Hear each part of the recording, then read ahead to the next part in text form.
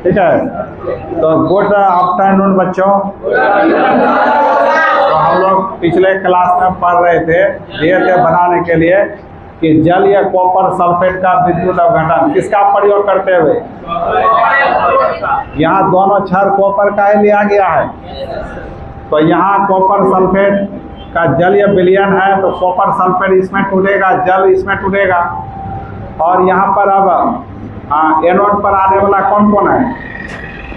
Anode पर आने वाला कौन कौन है बताओ? एनोड पर प्लस चार्ज होता है, इस पर कौन सा क्रिया होगा? ऑक्सीडेशन। तो एनोड पर आने वाला कौन कौन है? ये सल्फेट आयन है और हाइड्रोक्साइड आयन है, और प्लस कॉपर एक्टिव है ना, तो कॉपर धातु भी है यहाँ पर। तो इस चारों में कौन जाएगा एनोड पर? इस तीनों में कौन जाएगा? तो ऑक्सीडेशन के लिए ऊपर वाला देखना होता है, तो तीनों में ऊपर कौन है? कॉपर, इसलिए कॉपर जाएगा। तो कॉपर कितना इलेक्ट्रॉन का त्याग करेगा? 2 का, तो CO2 प्लस बनेगा और त्यागा गया इलेक्ट्रॉन ऐसे दिखाएगा। तो अर्थात ये कॉपर आयन इस क्षार से निकलकर इस घोल में आ जाएगा, और घोल में 2 प्लस पहले से है और फिर CO2 प्लस आ गया, तो दोनों तो सेम हो गया। लवण का भी आयन है कॉपर का, क्षार से भी आयन निकला कॉपर का, तो आयन कॉपर आयन का सांद्रता पहले की अपेक्षा क्या होगा? बढ़ जाएगा। तो इसका मतलब यहाँ पर अब कैथोड पर हम लोग जाएंगे, 8 कैथोड। तो कैथोड पर कौन चार्ज होता है? माइनस, और इस पर कौन सा क्रिया? रिडक्शन। और इस पर आने वाला कौन कौन है? CO2 प्लस और H प्लस। तो दोनों में कौन आएगा? रिडक्शन के लिए किसको रखते हैं? नीचे वाले को। तो कॉपर और H में कौन नीचे है? कॉपर। तो कॉपर आयन ही जाएगा कैथोड पर, तो 2 प्लस मैंने 2 का कमी है, तो 2 को यहाँ से ग्रहण कर लेगा, तो क्या बन जाएगा? कॉपर धातु।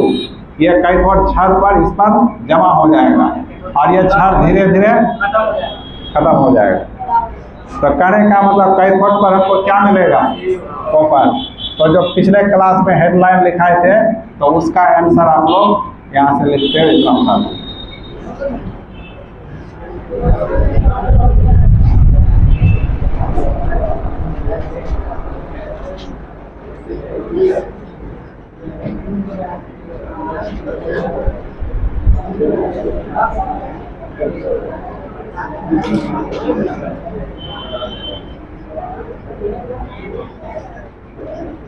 लिखो।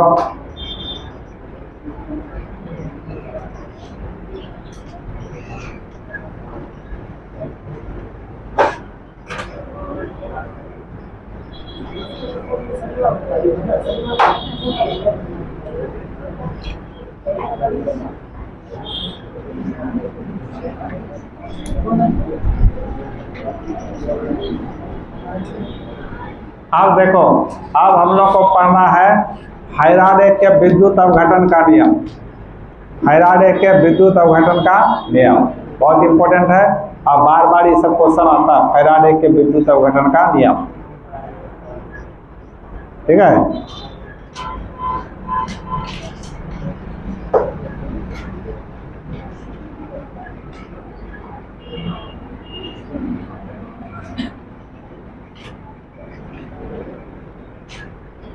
तो फैराडे नामक वैज्ञानिक विद्युत अवघटन से संबंधित 2 नियम दिया है।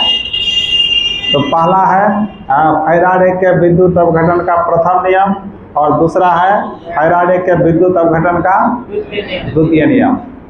तो दोनों अलग अलग पूछता है, कभी प्रथम पूछ देता है, कभी द्वितीय भी पूछ देता है, दोनों एक साथ नहीं पूछता है। क्या बोला? टेस्ट में पूछा था। हाँ, तो ये पढ़ना हम लोग को बहुत इम्पोर्टेंट है बोर्ड एग्जाम के लिए। क्वेश्चन लाया हो क्या?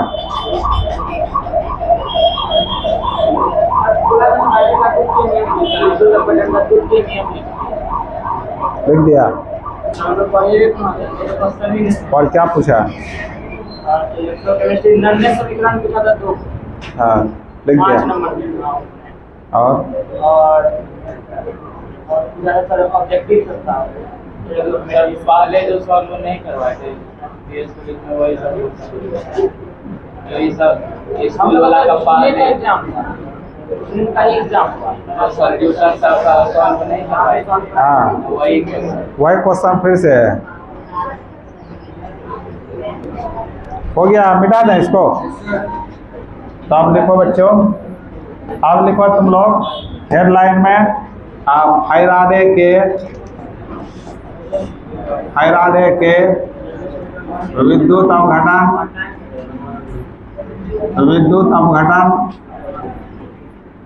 का नियम लिखो, फैराडे के विद्युत अपघटन का नियम। इसको इंग्लिश में लिखेंगे फैराडे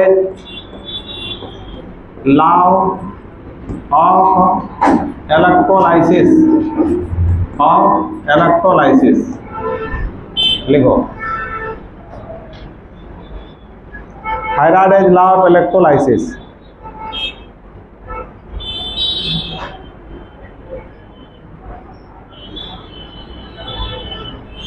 तो इन्होंने दो लॉ दिया है। तो पहला लॉ है फैराडे के विद्युत अपघटन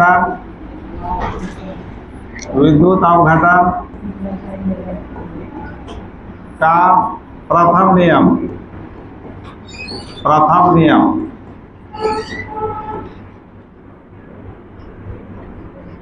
फैराडे के विद्युत अपघटन का प्रथम नियम। तो क्या हुआ इसका मीनिंग बताओ। फैराडे ने विद्युत अपघटन से संबंधित पहला नियम क्या दिया?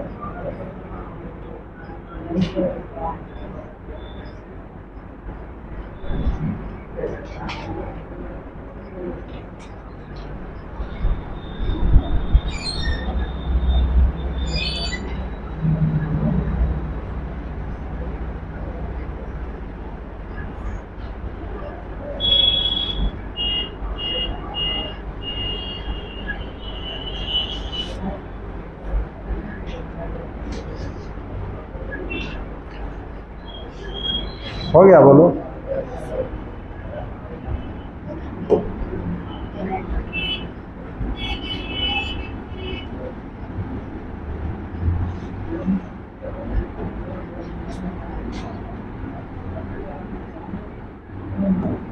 आप समझो इसको। जैसे इस बर्तन में इलेक्ट्रोलाइसिस हम लोग करा रहे हैं, इसके लिए धातु का दो छड़ लेते हैं, ये दोनों छड़ को बिजली से जोड़ देते हैं और जिसको प्लस से जोड़ते हैं उस पर प्लस चार्ज आता है, उसका नाम एनोड, और जिसको माइनस से जोड़ते हैं उसका नाम कैथोड होता है।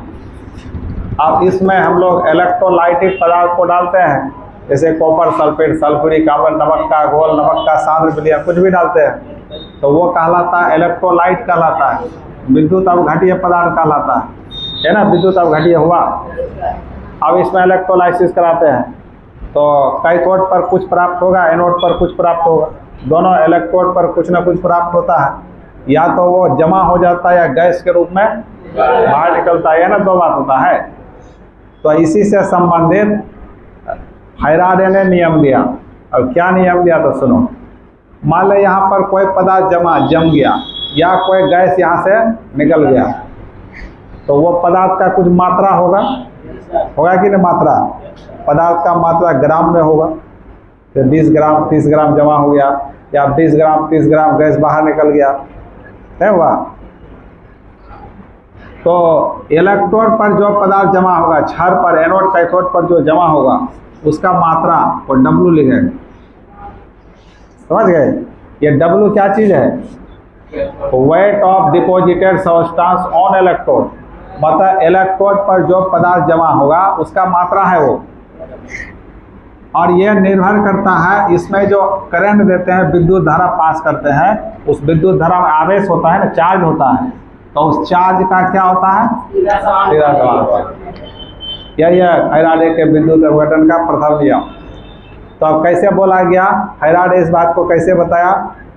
तो इलेक्ट्रोलाइसिस के दौरान, इलेक्ट्रोलाइसिस जब होता है, विद्युत अपघटन क्रिया जब इसमें होता है, तो इलेक्ट्रोलाइसिस के दौरान इलेक्ट्रोड पर एकत्र पदार्थ की मात्रा या उत्सर्जित गैस की मात्रा, जिसको W कहा गया, उसमें प्रवाहित आवेश का क्या होता है, यही है प्रथम नियम। अब इस समानुपाती को हटाने के लिए कांस्टेंट लेना पड़ेगा, तो W बराबर कांस्टेंट Z लिया जाता है। तो इस Z को कहा जाता है विद्युत रासायनिक तुल्यांक। क्या बोलते हैं? अब वो क्या है अब बताएंगे। और यहाँ Q बराबर तुम लोग पढ़ा होगा I इंटू T, तो देयरफॉर W बराबर Z into I into T होगा कि नहीं? तो ये W क्या चीज़ है बताइए? हाँ, पदार्थ की मात्रा है ग्राम में पदार्थ की जमा हुआ मात्रा या उत्सर्जित गैस की मात्रा। और यह Z क्या है? विद्युत रासायनिक तुल्यांक है, विद्युत रासायनिक तुल्यांक। और I क्या है? विद्युत धारा जो इसमें विद्युत पास करते हैं, कितना एम्पियर का धारा इसमें दे रहे हैं। और T क्या है? कितना समय तक धारा गुजार रहे हैं इसमें, कितना देर तक धारा दे रहे हैं, घंटा, 2 घंटा, 10 मिनट, 5 सेकंड, कुछ भी। और यहाँ भी W क्या है? वह जो इलेक्ट्रोड पर पदार्थ जमा होगा, जो गैस निकलेगा उसी का मात्रा, ग्राम में भार कितना ग्राम जमा हुआ, वही ना हुआ। और Z है विद्युत रासायनिक तुल्यांक। और यहाँ Q क्या है? आवेश, आवेश का मात्रा कूलम, कितना कूलम का धारा आवेश प्रवाहित कर रहे हैं। आया समझ में? तो इसी बात को कहा जाएगा फैराडे के विद्युत अपघटन का प्रथम नियम। तो यदि क्वेश्चन में पूछ दिया जाए फैराडे के विद्युत अपघटन का प्रथम नियम लिखें, तो ये सब बात को लिखना पड़ेगा। आप कैसे लिखेंगे एग्जाम में? तो लिखिए आप लोग, इस नियम के अनुसार। हेडलाइन में कुछ लिखाए थे? हाँ, प्रथम नियम लिखाए थे ना? हाँ, उसी में लिखो, इस नियम के अनुसार,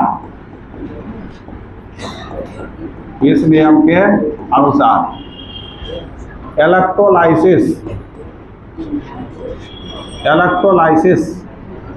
में से विद्युत अपघटन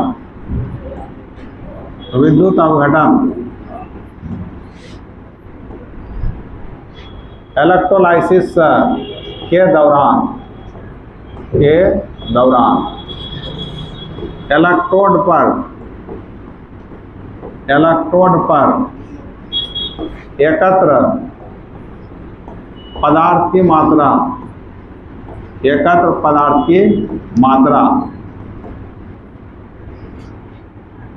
उसमें प्रवाहित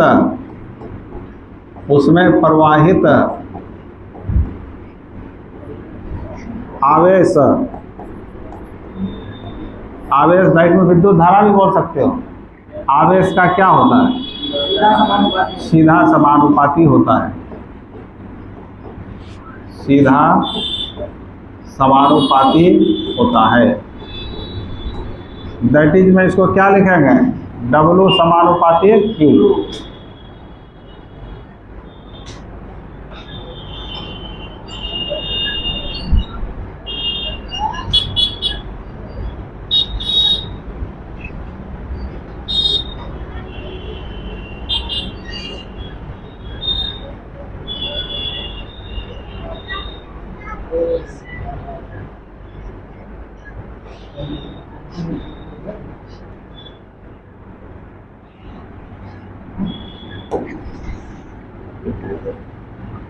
हो गया।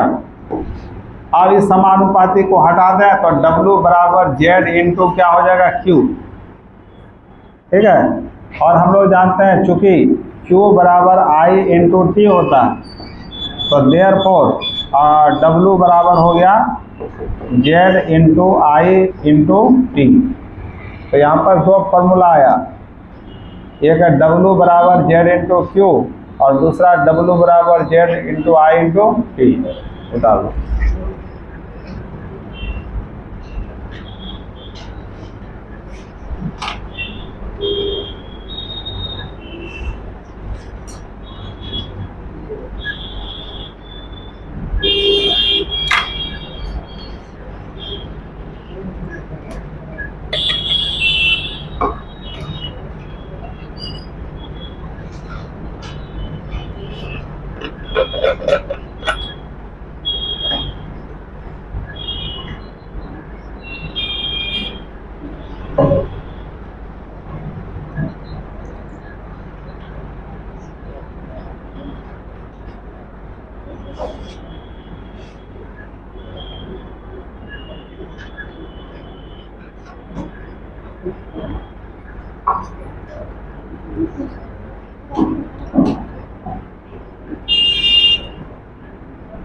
अब लिखिए जहां जहां जेड क्या चीज है बताइए।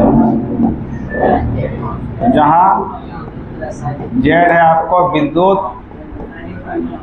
रासायनिक तुल्यांक, विद्युत रासायनिक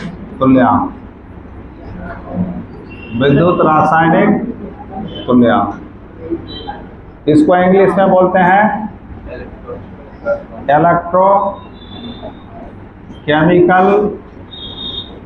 इलेक्ट्रोकेमिकल इक्विवेलेंट। अब यह क्या चीज है अभी सीखेंगे हम लोग जेड किसको कहते हैं।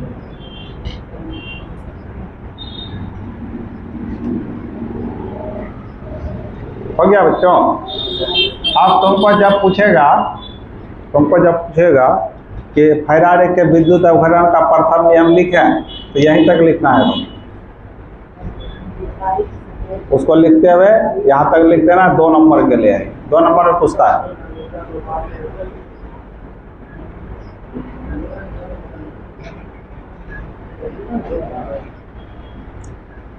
अब यदि पूछ दिया जाए विद्युत रासायनिक तुल्यांक की परिभाषा क्या, किसे कहते हैं, विद्युत रासायनिक तुल्यांक किसे कहते हैं, तब लिखो यहाँ पर स्टार दे करके विद्युत रासायनिक तुल्यांक की परिभाषा।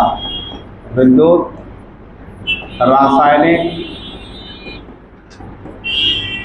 तुल्यांक जिसको जेड कहा जाता है की परिभाषा क्या होता है।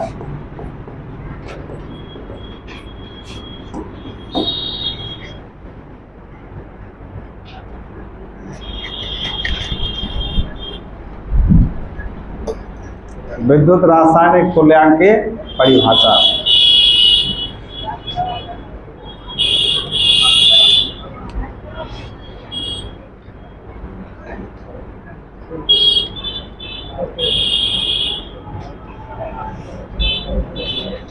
हो गया, तो सुनो परिभाषा। अभी हम लोग क्या फॉर्मूला पढ़े हैं पीछे में, अभी लिखना मत, देखो केवल। अभी फॉर्मूला पढ़े हैं कि W बराबर Z इंटू आई इंटू क्या T। अब इसमें यदि Z I का मान 1 एम्पियर हो जाए, 1 एम्पियर का मतलब विद्युत धारा कितना में दिया जाए, 1 एम्पियर का विद्युत धारा पास किया जाए, और कितने समय तक, 1 सेकंड तक। कितने समय तक 1 एम्पियर का धारा, तो यहाँ I का मान 1 हो जाएगा, T का भी मान 1, तो W बराबर क्या होगा, तब W बराबर हमको Z प्राप्त हो जाएगा। इसका मतलब क्या हुआ, इसका मतलब 1 एम्पियर का विद्युत धारा 1 सेकंड तक जब हम पास कराएंगे इलेक्ट्रोलाइसिस क्रिया के समय, तब इलेक्ट्रोड पर जो पदार्थ जमा होगा वही किसके बराबर होगा, जेड के बराबर।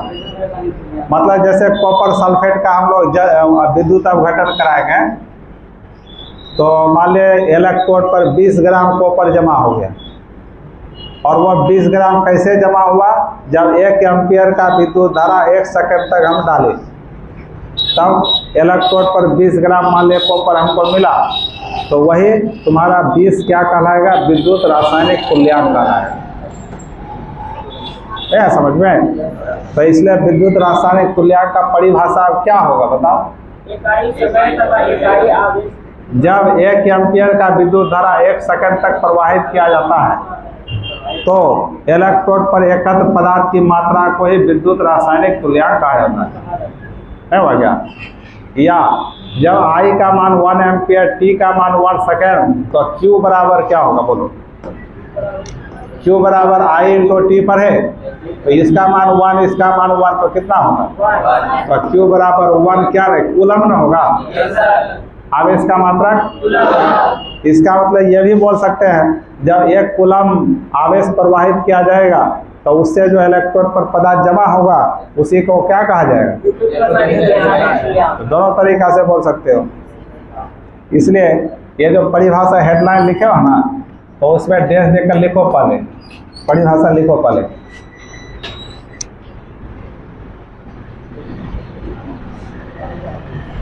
लिखो 1 एम्पियर विद्युत धारा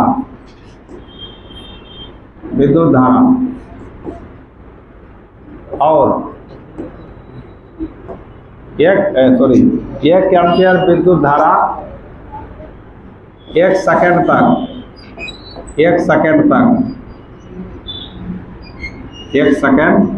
तक प्रवाहित करने पर इलेक्ट्रोड पर एकत्र होने वाले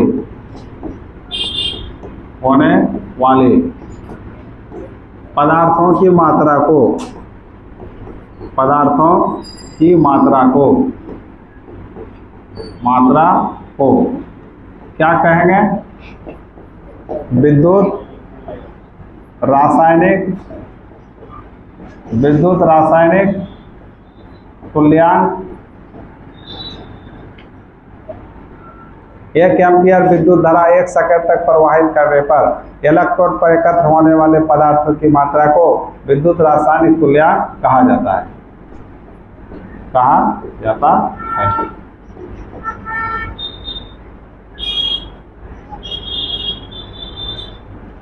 विद्युत रासायनिक तुल्यांक को क्या कहा गया? जेड। समझ गए? तो इसके आधार पर हम लोग इस के आधार पर we have W equal to क्या? ZI/T। तब इसको उतार लीजिए आप, तब इस पूरे को उतार लीजिए, इसको लिखते हो।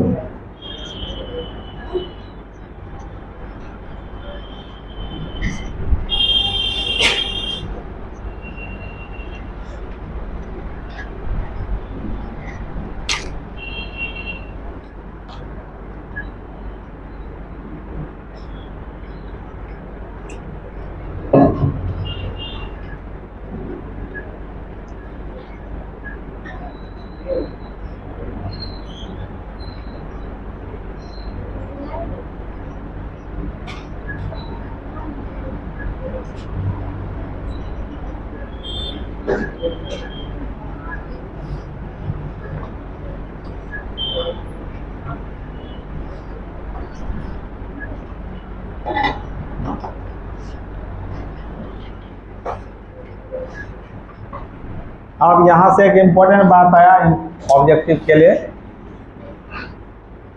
देखो बच्चों,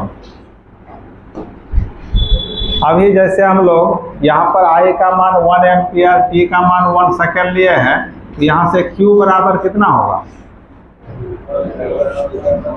यहाँ से हम लोग इसके बदले में Q बराबर क्या 1 कूलम नहीं लिख सकते हैं? इसको भी लिख लो बगल में, Q बराबर 1 कूलम। इसलिए इस बात को स्टार देकर लिखना, उसको लिखने के बाद फिर स्टार देकर लिखना। वही लिखा रहे हैं।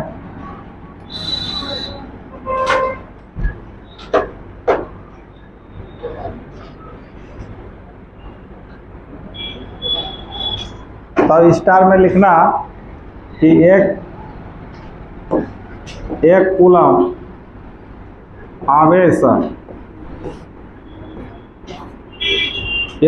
आवेश, प्रवाहित कराने पर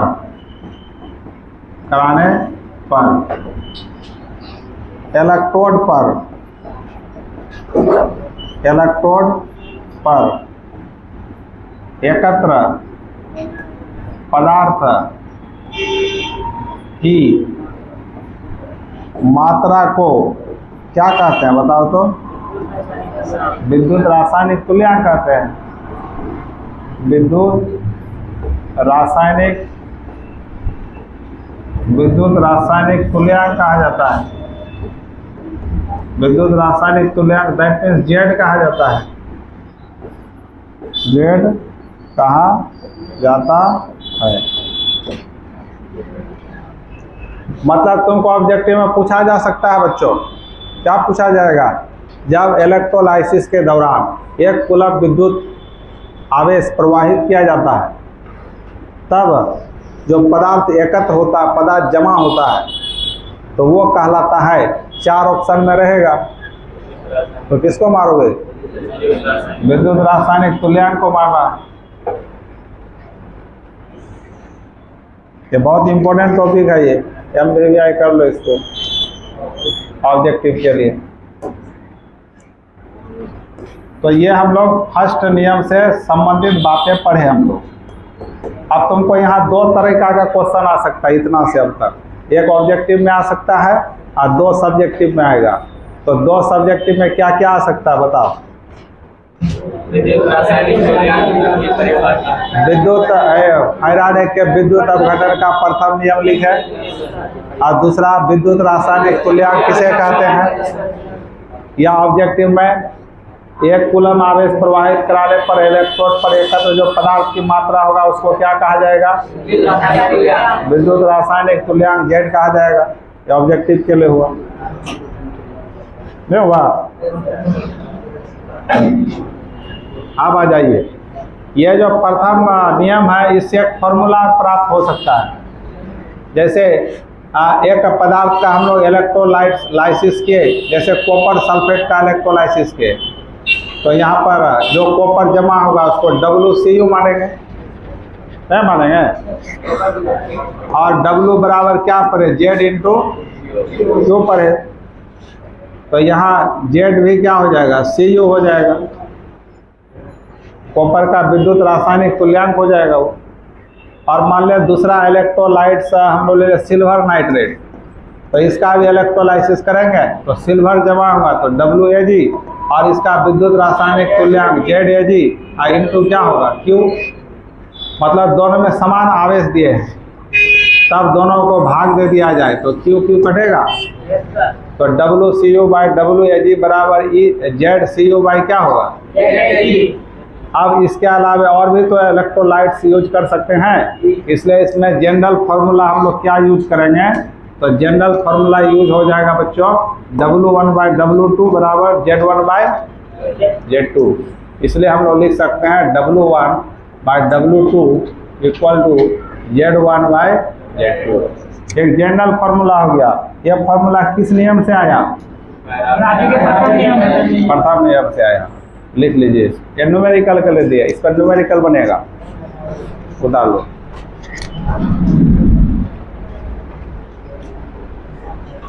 तो प्रथम नियम का कंसेप्ट इतना ही है।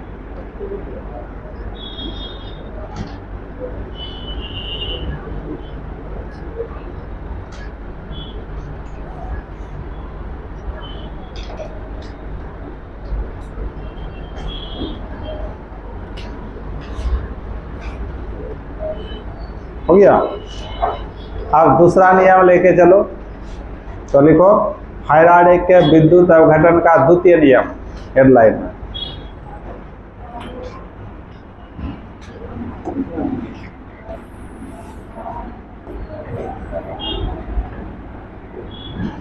तो लिखिए हेडलाइन में फैराडे के विद्युत अपघटन का द्वितीय नियम। इसका मीनिंग क्या हुआ बच्चों? सेकेंड लॉ फैराडेज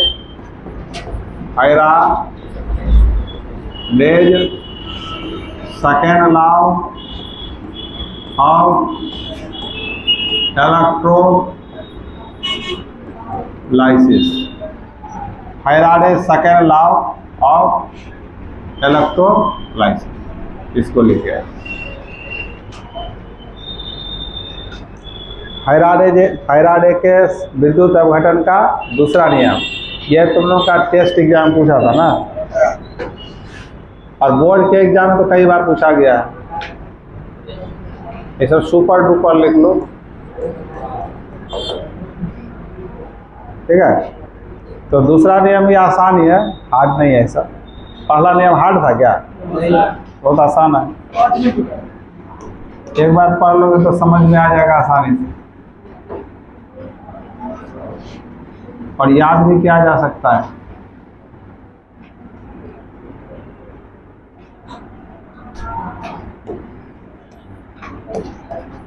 हो गया, लिख लिया सब। अब देखो समझने का कोशिश करो। तो यहाँ पर क्या करते हैं, दो अलग अलग वैद्युत अपघटीय पदार्थ लेते हैं, मतलब इलेक्ट्रोलाइट्स लेते हैं, दो अलग अलग बर्तन में। 3 भी ले सकते हो, 4 भी ले सकते हो, मैंने 2 या 2 से अधिक अलग अलग विद्युत अपघटीय का इलेक्ट्रोलाइसिस कराएंगे। तो यहाँ पर हम लोग ले लिए तुम्हारा इलेक्ट्रोलाइट्स के रूप में कॉपर सल्फेट का विलयन, और यहाँ पर ले लिया सिल्वर नाइट्रेट का विलयन,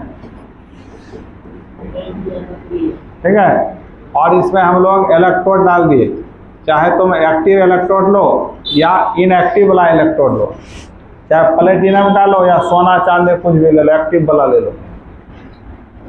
तो यहाँ भी 2 इलेक्ट्रोड ले लिए और दोनों को इलेक्ट्रिक करंट से जोड़ दिए, इलेक्ट्रिक करंट से।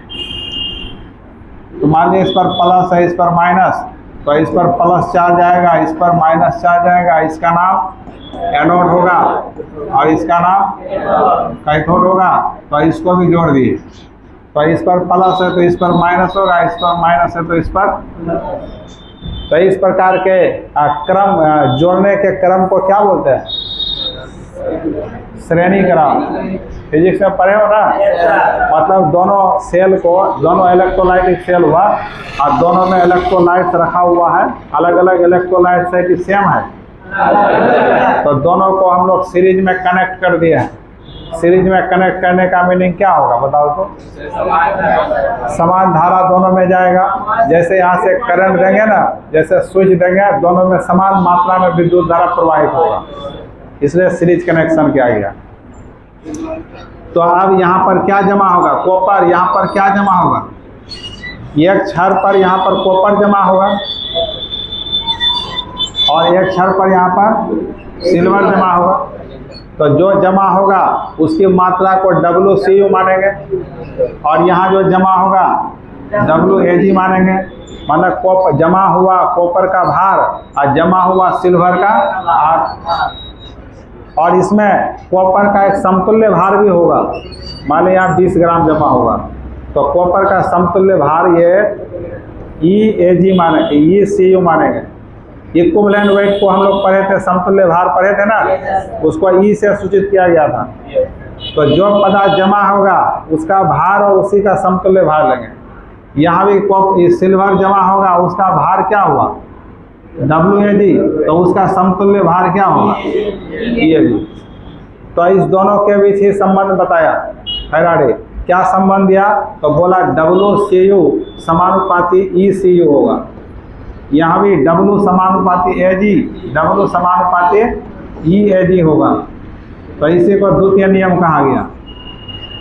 अब इसको बोलेंगे कैसे, परिभाषित कैसे करेंगे? तो सुनो, विभिन्न इलेक्ट्रोलाइट्स को सीरीज में जोड़ते हुए, अलग अलग इलेक्ट्रोलाइट्स को सीरीज में जोड़ते हुए जब विद्युत धारा प्रवाहित किया जाता है, तब इलेक्ट्रोड पर जो पदार्थ जमा होता है उसी पदार्थ के समतुल्य भार का क्या होता है?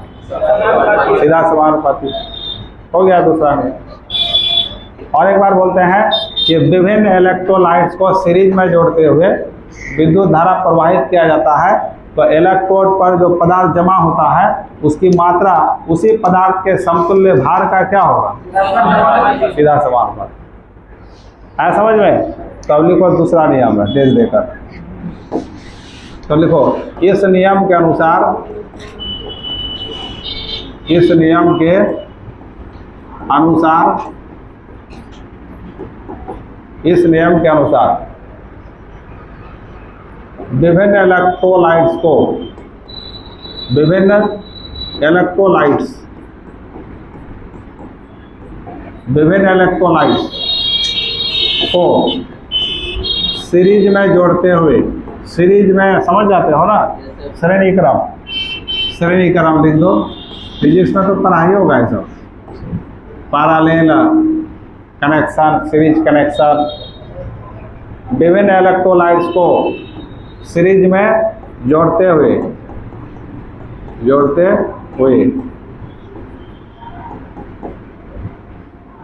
विभिन्न इलेक्ट्रोलाइट्स को सीरीज में जोड़ते हुए विद्युत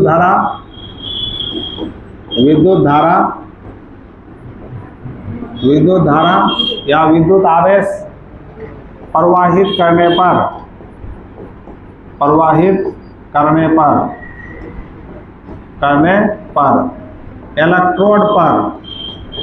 इलेक्ट्रॉन मैंने समझ गए ना, इलेक्ट्रॉन मैंने किसका बात हो रहा है, एनोड और कैथोड का बात हो रहा है। इलेक्ट्रोड पर एकत्र पदार्थ की मात्रा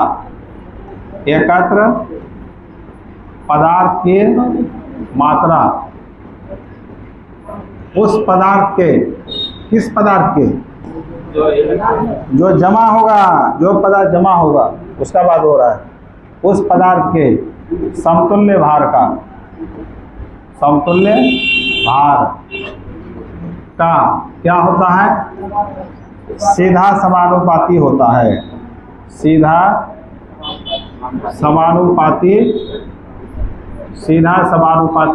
होता है। समझ गए?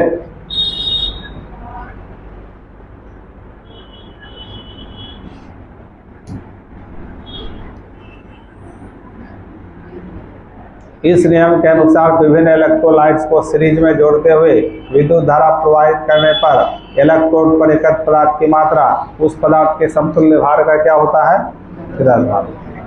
दैट इज में इसको क्या लिखेंगे बच्चों, W समानुपाती क्या लिखेंगे, कि नहीं लिखेंगे। अब यहाँ भी एक कांस्टेंट लेना पड़ेगा, तो W बराबर कांस्टेंट F लिया जाता है, F इंटू ई। यहाँ F क्या कहलाएगा, F को कहा जाता है फैराडे कांस्टेंट। क्या कहा जाता है, जहाँ F है फैराडे कांस्टेंट, ठीक है।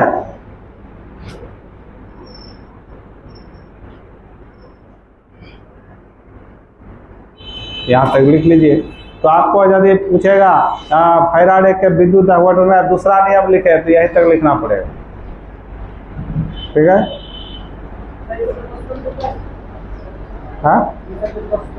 हाँ भरपूर देता है, बहुत क्वेश्चन आता है, हर साल जिससे क्वेश्चन आता है। पढ़ लो ना, क्वेश्चन प्रैक्टिस करें, देखना अभी क्या क्या आता है। ये इलेक्ट्रोलाइसिस जो हम लोग शुरू से पढ़ रहे हैं, तो बहुत इंपॉर्टेंट टॉपिक है सब। इसे क्वेश्चन तो आना है, एकदम ऑब्जेक्टिव सब्जेक्टिव सब तरीका का आता है। हो गया। तो अब F के बारे में थोड़ा जान लेते हैं हम लोग आगे।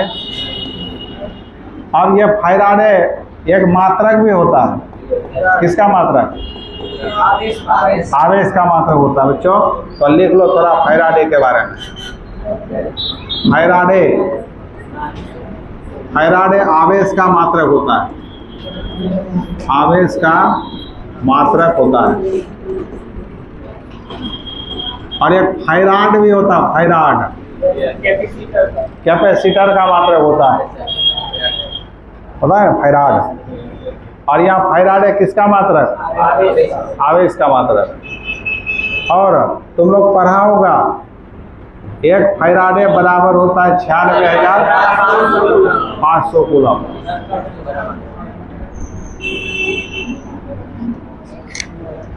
अब यह बात कहाँ से आ गया, कैसे आ गया, इसको थोड़ा समझ लो। एक फैराडे में 96,500 कूलम आवेश होता है, कैसे पढ़ाए थे।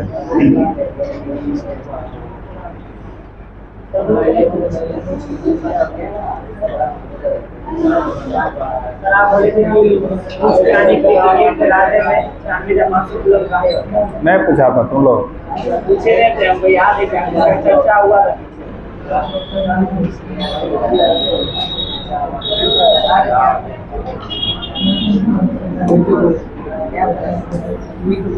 सुनो बच्चा, कैसे होता है जान लो। तुम लोग एक बात बताओ, एक मोल, अच्छा पहले एक बात बताओ, अभी लिखना मत है साहब, तुम लोग बताना, एक दर्जन बराबर कितना? एक दर्जन में 12 संख्या होता है। उसकी तरह एक स्क्वायर में कितना संख्या होता है?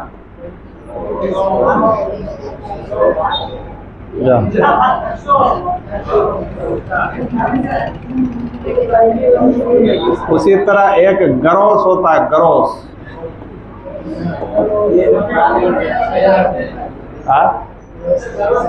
जानती है क्या? एक दर्जन में 12 तो सबको पता है, तो एक स्क्वायर में 20 होता है, एक ग्रोस में 144 होता है। समझ गया ना? एक समूह है, समूह 12 का एक कलेक्शन है, 20 का कलेक्शन को एक स्क्वायर, 12 का कलेक्शन को एक दर्जन और 144 का कलेक्शन को एक ग्रोस कहा जाता है। उसी तरह एक मोल में 6.02 इंटू 10⁻23 होता है। इसी कलेक्शन को ही क्या बोलते हैं? एक मोल। जैसे यहाँ बोलते हैं एक दर्जन पेंसिल, तो क्या बोलना होगा? 12 पेंसिल। एक स्क्वायर पेंसिल तो 20 पेंसिल, एक ग्रोस पेंसिल। उसी तरह एक मोल पेंसिल, तो इतना पेंसिल होगा? नहीं होगा इतना पेंसिल। तो उसी तरह एक मोल इलेक्ट्रॉन, तो इतना इलेक्ट्रॉन होगा कि नहीं? तो 6.02 इंटू 10⁻23 इलेक्ट्रॉन होगा? नहीं होगा? तो एक मोल इलेक्ट्रॉन में इतना इलेक्ट्रॉन होता है, ये तो सबको पता है। अब एक इलेक्ट्रॉन पर आवेश कितना होता है बताओ? तुम लोग को सबको पता है। एक अभी हम लोग जाने एक मोल इलेक्ट्रॉन में कितना इलेक्ट्रॉन बच्चा? 6.02 इंटू 10⁻23 इलेक्ट्रॉन।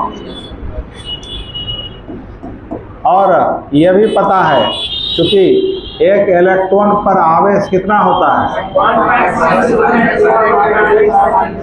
1.6 इंटू 10⁻⁻9 कूलम होता है कि नहीं? तो एक इलेक्ट्रॉन पर इतना आवेश है, तो इतना इलेक्ट्रॉन पर कितना आवेश होगा? तो 6.02 इंटू 10⁻23 इलेक्ट्रॉन पर आवेश कितना भाग हो जाएगा? एक कलम का दाम 5 रुपया, तो 10 कलम का दाम भाग हो जाएगा। तो एक इलेक्ट्रॉन पर आवेश इतना कूलम, तो इतना इलेक्ट्रॉन पर इससे गुना ना होगा, तो इतना इलेक्ट्रॉन पर आवेश क्या हो गया? 1.6 इंटू 10⁻⁻19 गुना 6.0 इंटू 10⁻23 होगा ना? तो पहले इसको एक साइड कर लो, 0.2, तो क्या हो गया? 1.6 इंटू 6.02 इंटू 10⁻⁻19 प्लस 23 क्या होगा? 4 होगा। और इस दोनों को गुना करो तो करो जल्दी से गुना।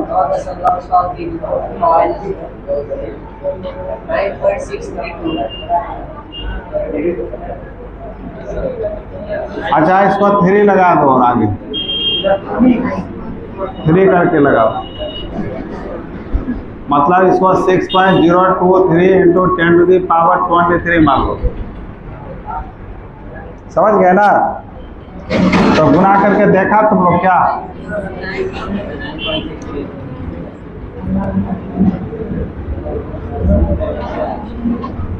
कितना आया बच्चा? तो गुना करके आएगा 9.6368 और गुना 10⁻4 हुआ। अब देखो इधर देखो, यहाँ से पॉइंट उड़ा दोगे तो नीचे कितना 0? 4 0 होगा, कैंसिल हो गया। तो क्या बचा? 96368 क्या आया? कूलम। आवेश निकला है तो आवेश का मात्रा क्या हुआ? कूलम। और इतना इलेक्ट्रॉन को ही ना एक मोल बोलते हैं बच्चा, एक मोल बोले वही ना, एक मोल में इतना।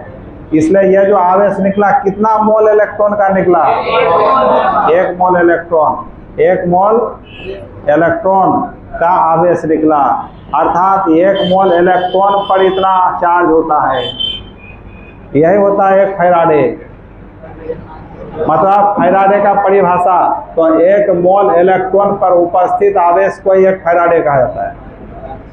इसलिए एक फैराडे में इतना वैल्यू होता है। और इसी को लगभग अप्रोक्स 96,500 कूलम मान लिया गया। इतना डिफरेंस क्यों आया? एक्चुअली यहाँ जो मोल का वैल्यू है 6.022 भी कोई मानता है, 6.023 भी मानता है, और आवेश का वैल्यू 1.602 भी मानता है। इसलिए वो डिफरेंस आ गया है। इसलिए इसको हम लोग क्या मान लेते हैं, इसलिए यही वैल्यू क्या कहलाता है बच्चों, एक फैराडे। तो यदि एक फैराडे का परिभाषा पूछेगा तो क्या बताओगे? एक मोल इलेक्ट्रॉन पर उपस्थित आवेश को ही क्या बोलते हैं, एक फैराडे। तो लिखो फैराडे का परिभाषा, एक फैराडे। तो लिखो एक मोल इलेक्ट्रॉन, एक मोल इलेक्ट्रॉन पर उपस्थित आवेश को ही क्या बोलते हैं, आवेश को ही एक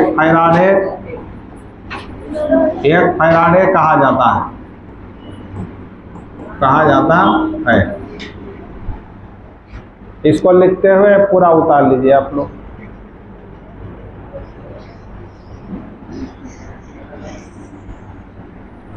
इसको लिखो आप लोग।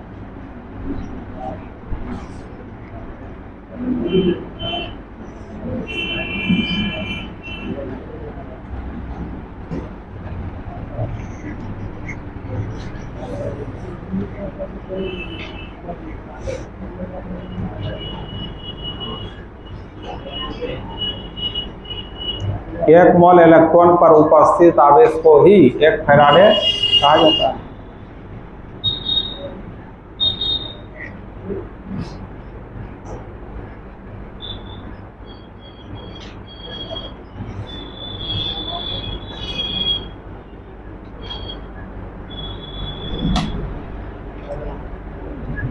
तो एक फैराडे का वैल्यू कितना होता है, 96,500 कूलम। ये कैसे हुआ पता चला, कैसे हुआ? एक मोल इलेक्ट्रॉन का आवेश हुआ। अच्छा, एक मोल इलेक्ट्रॉन में कितना इलेक्ट्रॉन हुआ?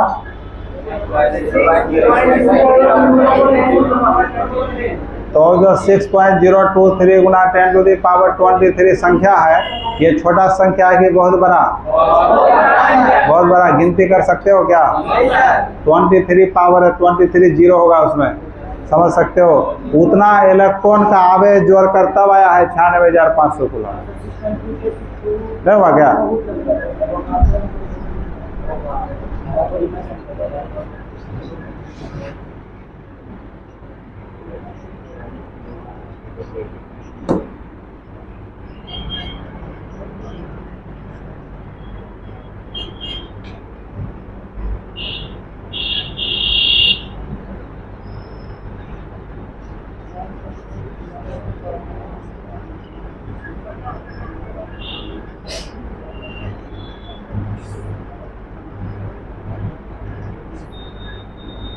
फैराडे के विद्युत अपघटन के नियम पर आधारित एक क्लास तुम्हारा कंप्लीट, अगला क्लास न्यूमेरिकल ही चलेगा खाली।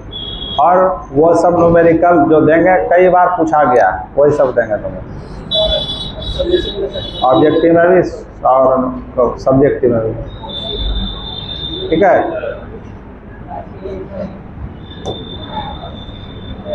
हो गया इतना? अब देखो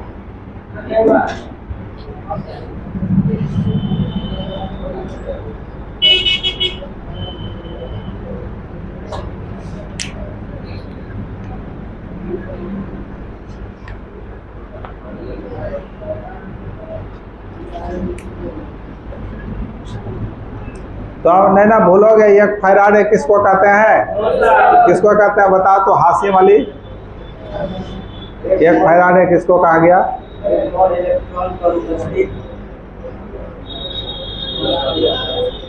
वहां देख रहा है 1 मोल इलेक्ट्रॉन पर उपस्थित क्या? आवेश ना, चार्ज।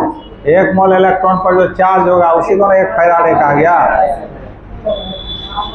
तो तुम लोग खाली जानता था 1 F बराबर 96,500 कूलम, और वो 1 F क्या था पता था? वो 1 F वास्तव में क्या है? 1 मोल इलेक्ट्रॉन का चार्ज है वो। नया समझ में? अब देखो बच्चा, इम्पोर्टेंट बात निकल रहा है, देखो इधर, देखो उधर गया। अभी हम लोग पढ़े थे पीछे W बराबर F इंटू E पढ़े थे, अर्थात F का मान यदि 1 हो जाए तो W बराबर क्या होगा? ये होगा। इसका मीनिंग क्या हुआ? ये तो बोल दिया हो, इसका मतलब क्या हुआ?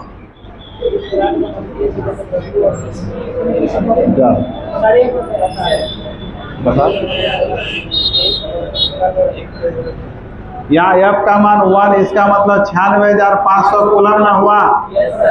अर्थात जब इलेक्ट्रोलाइसिस के समय 96,500 कूलम या 1 फैराडे आवेश देंगे, जो इलेक्ट्रॉन पदार्थ जमा होगा, वही पदार्थ जो जमा होगा वही उस पदार्थ का समतुल्य भार कहलाएगा। समतुल्य भार कहलाएगा। यहाँ पर ये विद्युत रासायनिक तुल्यांक नहीं कहलाएगा। विद्युत रासायनिक तुल्यांक कब कहलाता? जब Q का मान 1 कूलम हो जाएगा। जब 1 कूलम आवेश देंगे हम लोग, 1 कूलम आवेश, तब जो पदार्थ जमा होगा उसी को विद्युत रासायनिक तुल्यांक कहा गया था। और यहाँ 96,500 कूलम आवेश देंगे तो जो पदार्थ जमा होगा समतुल्य भार कहलाएगा। यही दोनों में अंतर हुआ, नहीं हुआ क्या? यह भी ऑब्जेक्ट में पूछा है, यह भी पूछा है। तो आप देखो बच्चा, यहाँ विशेष बात क्या निकला? विशेष बात यही निकला कि अब यहाँ समतुल्य भार को हम लोग परिभाषित कर सकते हैं। किसके आधार पर बताओ?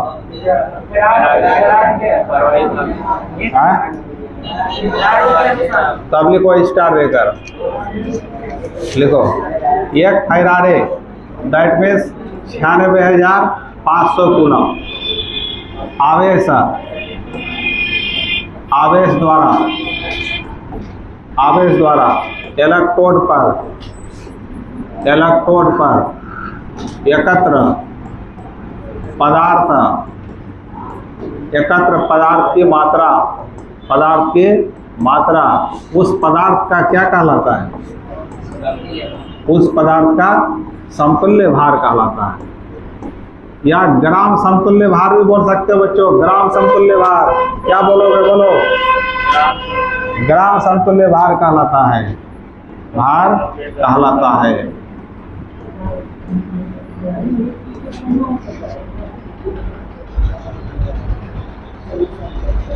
ग्राम समतुल्य भार मतलब E। और यहाँ इसी पर 1 फैराड के जगह 1 कूलम लिखा जाता तो क्या होता बताओ तो? यहाँ यदि 1 फैराड के जगह हम 1 कूलम लिखते तब यहाँ क्या होता? विद्युत रासायनिक तुल्यांक मतलब Z हो जाता वो। यही थोड़ा सा अंतर है वह क्या? तो उतार लो।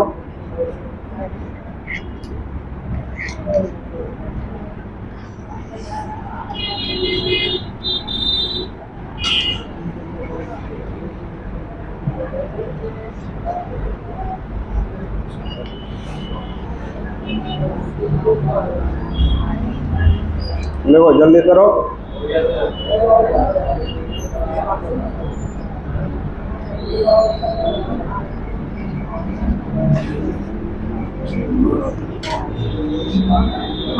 हो गया? आप देखो 1 मिनट इधर देखो सब। अभी हम लोग फैराडे के प्रथम नियम से पढ़े थे W1 बाय W2 बराबर Z1/Z2 पढ़े थे। उसी तरह दूसरा नियम से W1 बाय W2 बराबर E1/E2 होगा। अब दोनों को मिला दिया जाए, ये कॉमन इतना बराबर इतना होगा। मतलब अब हम लोग फाइनली क्या लिख सकते हैं?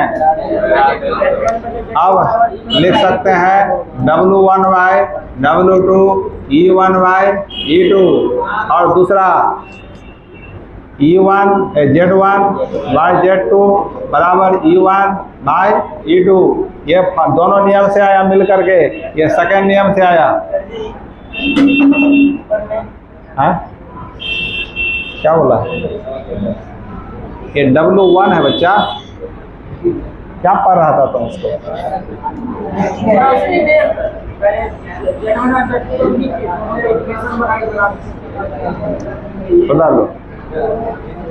उधार लो ये सब फॉर्मूला पर न्यूमेरिकल बनेगा। लिखो जल्दी जल्दी लिखो। अब लिखो हेडलाइन, रिलेशन बिटवीन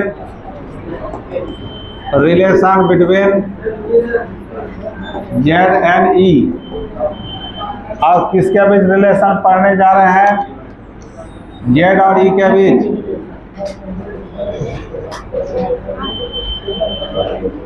देखो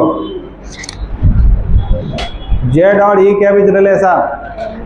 ये Z क्या है बताओ तो बच्चा? विद्युत रासायनिक तुल्यांक। और E क्या है? समतुल्य भार, इक्विवेलेंट वेट है ना। इस दोनों में क्या संबंध है?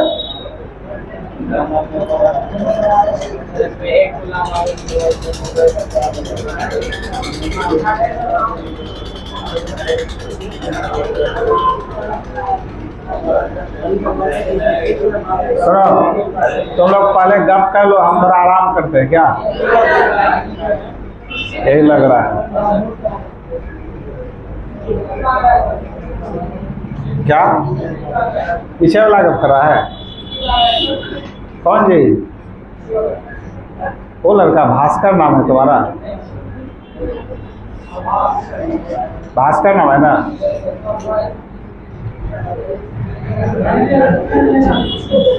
पढ़ने वाला सब नहीं। अब सुनो यार, अभी तुम लोग क्या देखना, ठीक है? अभी हम लोग पढ़े थे W बराबर F इंटू E पढ़े थे, और F का मान कितना हो जाए? 1 का मतलब 96,000, तब ना W बराबर E हो जाएगा। इसका मतलब 96,500 कूलम आवेश प्रवाहित करने पर ये ग्राम पदार्थ जमा होगा कि नहीं? इतना जमा होगा, यही ना E बन जाएगा। तो इसलिए हम लिख सकते हैं चूंकि 96,500 कूलम, दैट मीन्स क्या हुआ? क्या कर रहा है जी?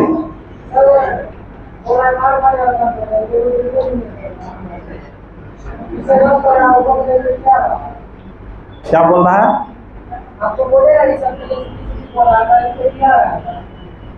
वही छोटी छोटी बोल रहा था।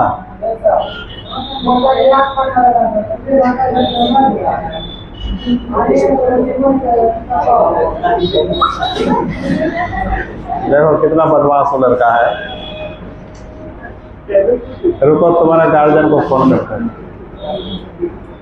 पढ़ने के लिए तो छुट्टी मांग रहा था यार। क्यों बोला जी बात? सॉरी मांगो, सॉरी कहो, सॉरी करने निकाल देंगे अभी तुमको। सॉरी कहो जल्दी।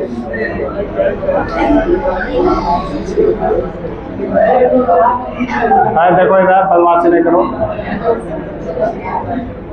तो देखो 96,500 कूलम आवेश प्रवाहित करने पर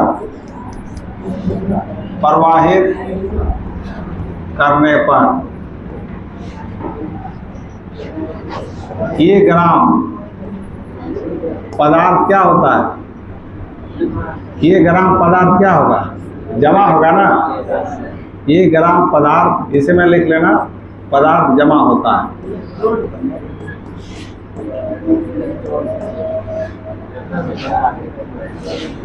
₹96,500 कूलम आवेश प्रवाहित करने पर E ग्राम क्या होता है?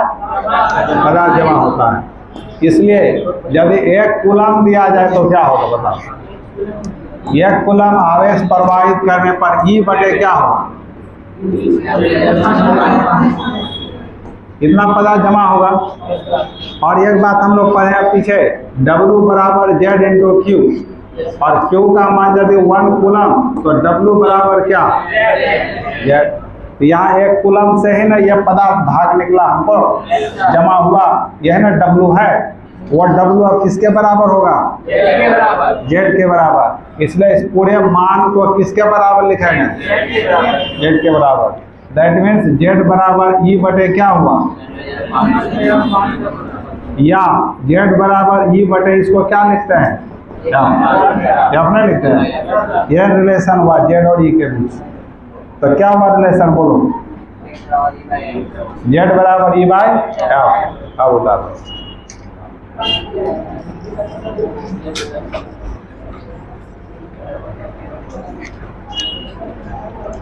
ये फॉर्मूला याद रखना, Z बराबर क्या होता है, E बाय F।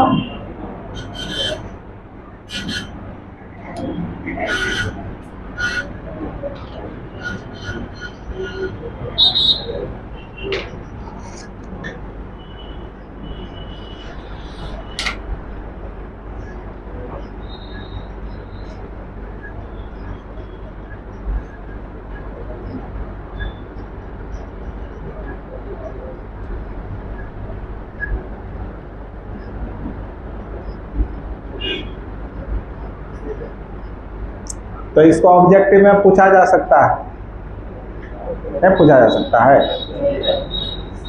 क्या पूछा जा सकता है, विद्युत रासायनिक तुल्यांक और समतुल्य भार के बीच संबंध होता है। 4 ऑप्शन दिया रहेगा, किसको मारोगे, क्या होगा। अब फर्स्ट नियम और सेकंड नियम दोनों को मिला करके क्या निकलेगा, उस पर चलते हैं हम लोग। उतार लिया सब, उतारो।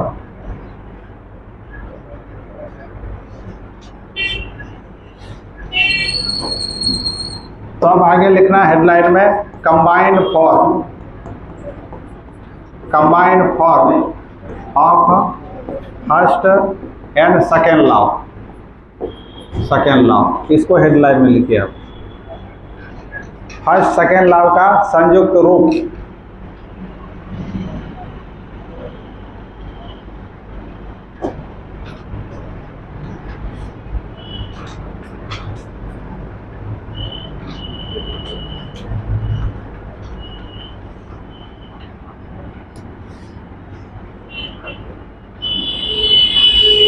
तो हो गया उधर वाला। तो क्या लिखे हेडलाइन में, combined form of first and second law.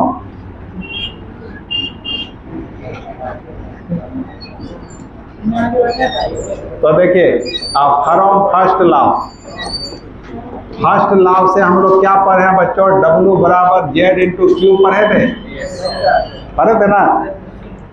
और हम लोग फिर जानते हैं सेकेंड लॉ से, फ्रॉम सेकेंड लॉ से अभी हम लोग क्या पढ़े, Z बराबर E बाय F पढ़े। अभी फर्स्ट सेकेंड में से ना आया है, ये सेकेंड से और फर्स्ट का यूज करके ही आया है। तो इसको फर्स्ट मान लो। तो अब यहाँ पर Z का मान कहाँ रख देंगे, तो इक्वेशन 1 में किसका मान रखने पर, Z का मान रखने पर क्या होगा बच्चों, बताओ तो।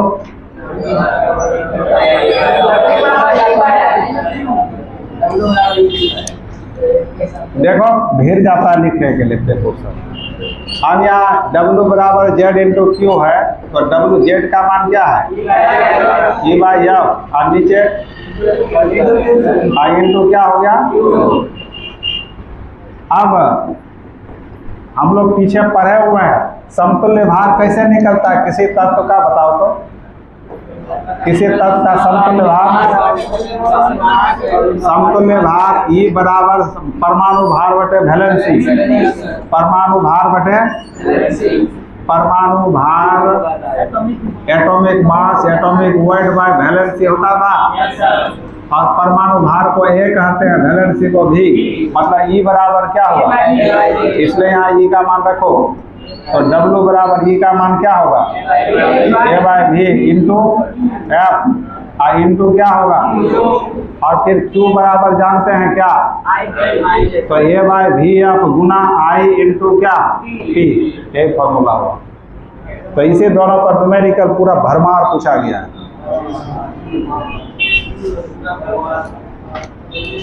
तो इसको आप उतार लो।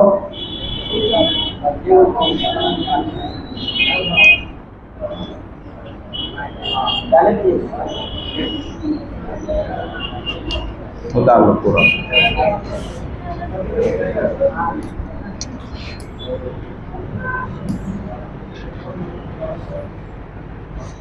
उतार लो।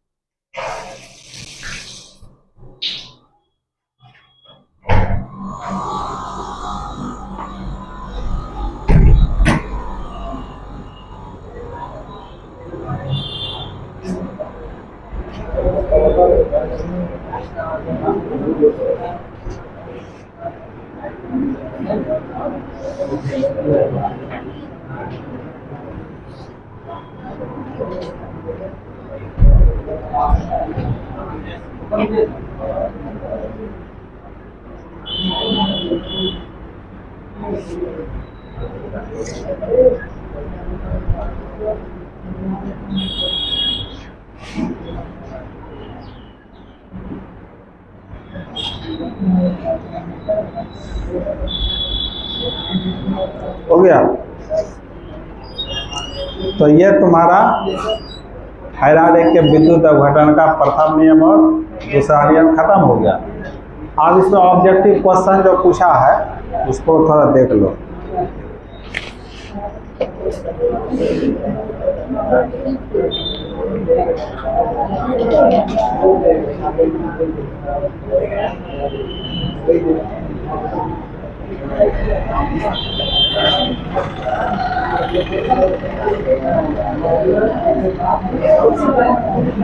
हवाले करो, लिखो क्वेश्चन।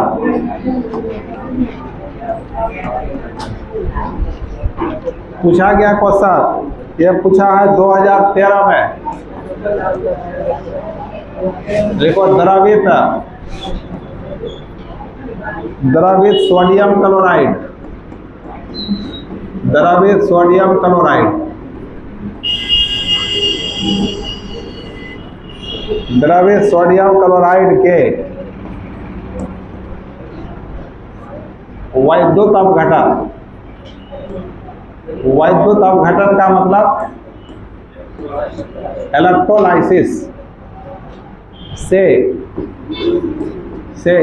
कैथोड पर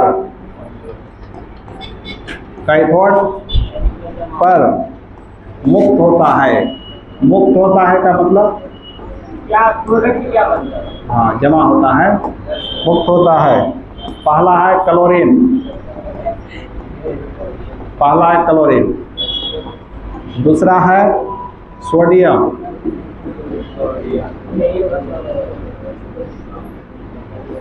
तीसरा है सोडियम अमलगम, सोडियम अमलगम। और चौथा है हाइड्रोजन।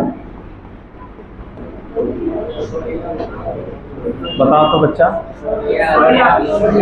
या द्रवित सोडियम क्लोराइड का विद्युत अपघटन है, तो द्रवित का मतलब क्या लोगे?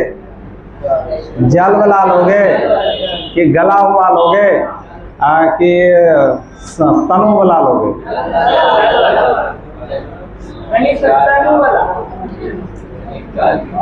द्रवित का मतलब क्या? द्रव में आ जाना, मतलब पिघला हुआ है, पिघला हुआ वाला। या ऐसा थोड़े जल ये लिखा हुआ थोड़े जो जल वाला हो गया, या द्रवित है ना जी, मोल्टेन, पिघला हुआ है, गलित हुआ नहीं पड़े थे। गलित यानी HCl का विद्युत अपघटन, वही वाला पूछा है।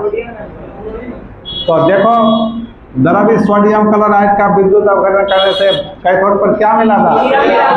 बताया हुआ, देखो पहला तो यही हम बताए थे। वहाँ तो बोले भी थे कि गला हुआ को द्रवित भी बोला जाता है। गला हुआ को क्या बोलते हैं? द्रवित बोलते हैं। या तुमको हिंदी समझ में नहीं आएगा तो इंग्लिश लिखा रहेगा, इंग्लिश में लिख देना। इंग्लिश में लिखाएगा मोल्टेन लिखा रहेगा, तो द्रवित वो पिघला हुआ। समझ गए ना? अमलगम का इंग्लिश अमलगम ही होता है, सोडियम अमलगम। मतलब अमलगम मीनिंग होता है कोई धातु के साथ जब मरकरी लगा रहता है। अब नेक्स्ट क्वेश्चन लिखो फिर से। देखो हम बोलते थे ना, इसे पूछा गया है, ये सारे पूछा गया क्वेश्चन है।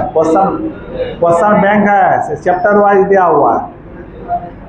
इलेक्ट्रोकेमिस्ट्री चैप्टर में क्या क्या पूछा वो सारा वही दिया हुआ है। हाँ, दूसरा लिखो फैराडे के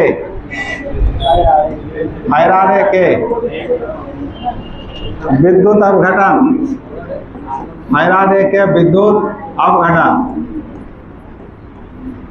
अपघटन नियम, विद्युत अपघटन नियम।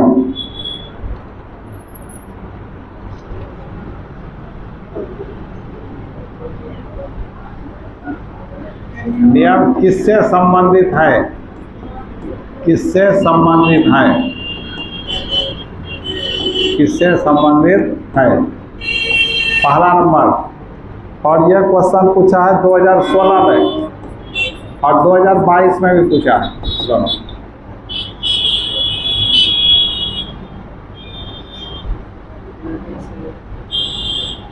तो पहला है धनायन,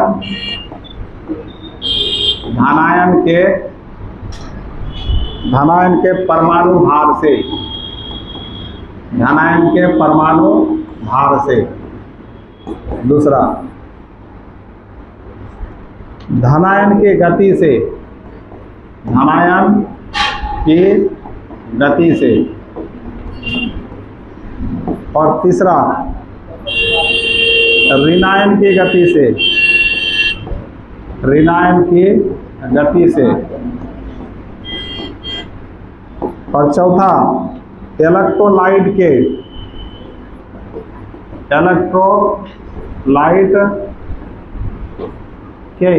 समतुल्य भार से। कौन होगा बताओ? फैराडे का विद्युत अपघटन समतुल्य भार से, इलेक्ट्रोलाइट का समतुल्य भार, जो पदार्थ जमा होता है उसी का समतुल्य भार। पदार्थ इलेक्ट्रोलाइट ही ना हुआ, तो कौन आंसर होगा?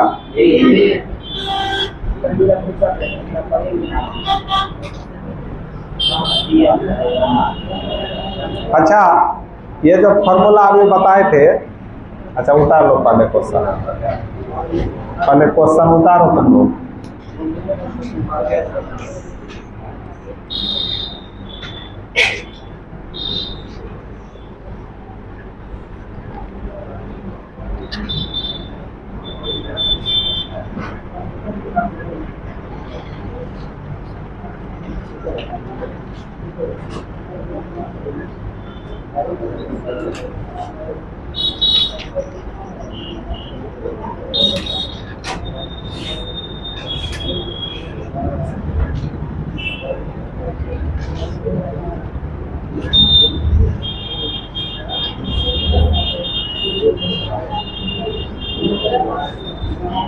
हो गया क्या बोलो?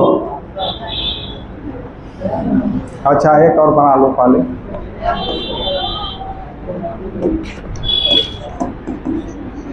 एक है 1 फैराडे,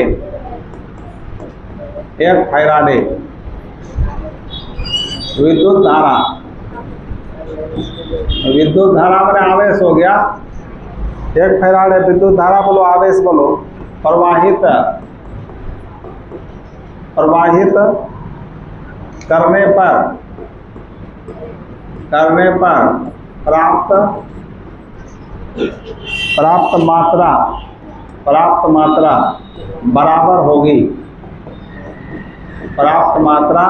बराबर होगी,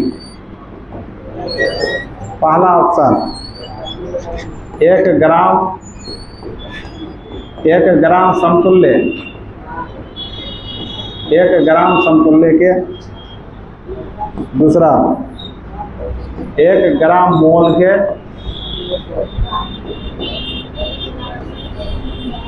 और तीसरा विद्युत रासायनिक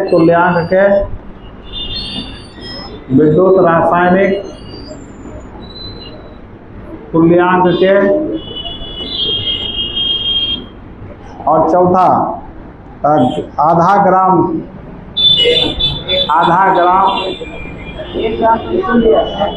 1 ग्राम आधा ग्राम समतुल्यांक। क्या होगा बच्चों? अभी हम स्टार देकर लिखाए थे 1 फैराडे 96,500 कूलम आवेश प्रवाहित करने पर एकल पदार्थ की मात्रा को समतुल्य भार, ग्राम समतुल्य भार कहा गया था। तो वहाँ जो ग्राम समतुल्य भार है तो 1 ग्राम मानेंगे कि नहीं यहाँ? इसलिए आंसर क्या होगा? ये हो गया। अच्छा एक बात, यहाँ जब 1 फैराडे के जगह 1 कूलम दिखा रहा था, हाँ तो ये आंसर होता सी, विद्युत रासायनिक हो गया। है समझ में? इसी तरह बहुत सारा अगले दिन बताएंगे हम। और एक बात यहाँ जान लो, ये जो फॉर्मूला हम लोग पढ़े थे,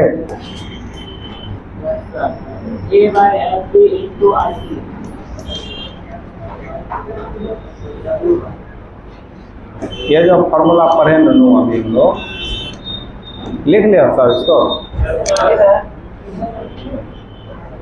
लिखिए रहिए, लिखो।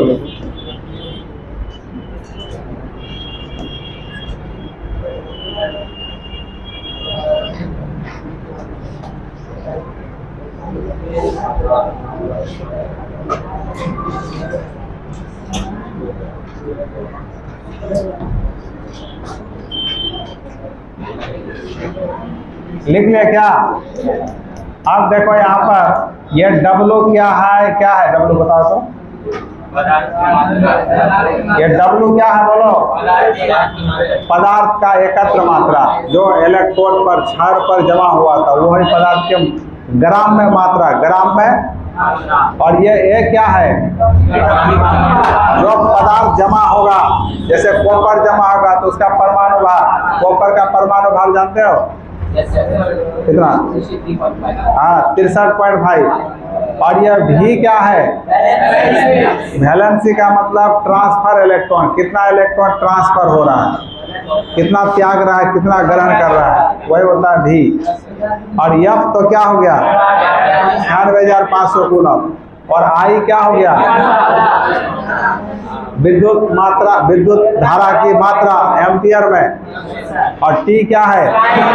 समय, कितना सेकंड तक, कितना मिनट तक, कितना घंटा तक विद्युत धारा पास हुआ।